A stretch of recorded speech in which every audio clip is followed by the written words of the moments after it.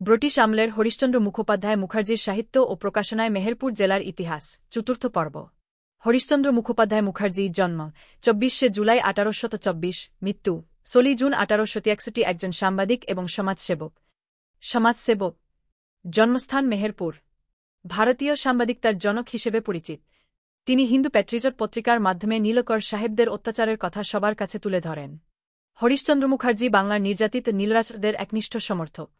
অত্যন্ত দরিদ্র পরিবারের সন্তান হওয়ায় প্রথম জীবনেই জীবিকার জন্য তাকে চাকরির খোঁজ করতে হয়। সামরিক অডিটর জেনারেলের অফিসে চাকরিকালে হরিশচন্দ্র আইনশাস্ত্র অধ্যয়ন করেন। ১৮৫২ সালে তিনি বাংলার জমিদারদের সংগঠন ব্রিটিশ ইন্ডিয়ান অ্যাসোসিয়েশনের প্রতিষ্ঠা ১৮৫১ সদস্য হন। হরিশচন্দ্র মুখার্জি হিন্দু প্যাট্রিয়ট পত্রিকার প্রতিষ্ঠাতা সম্পাদক ছিলেন এবং পরে এর স্বত্বাধিকারী হন। সমসাময়িক রাজনৈতিক চিন্তাধারায় তার ব্যাপক প্রভাব ছিল। হরিশচন্দ্র বিধবা বিবাহের পক্ষপাতী ছিলেন। তিনি ডালহৌসির ১৮৪৮ থেকে ১৮৫৬ সত্য বিলোপ নীতির ঘোর বিরোধিতা করেন। কিন্তু সিপাহী বিপ্লব এর ১৮৫৭ সময়ে তিনি ব্রিটিশ সরকারকে সমর্থন করেন।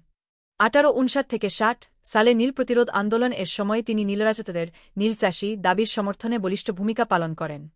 রাজতদের ওপর নীলকরদের অত্যাচার জনসমক্ষে তুলে ধরার জন্য তিনি তার লেখনী ব্যবহার করেন। মাত্র ৩৮ বছর বয়সে ১৮৬২ সালে তার মৃত্যু হয়। লেখক ও গবেষক নাফিজ উদ্দিন খান মেহেরপুরের ছোড়াকার, সাহিত্যিক, সাংবাদিক ও সুবক্তা হিসেবে বিশেষভাবে পরিচিত ছিল। মেহেরপুরের কাশারিপাড়ায় জন্মগ্রহণ করেন। তার বাবা মরহুম শামসুদ্দিন খান, মা মরহুমা নোসেমা খাতুন। গ্রন্থনা অধ্যক্ষ মহসিন আলী আঙ্গুর, সম্পাদক ও প্রকাশক মুজিবনগর খবর.com, মেহেরপুর।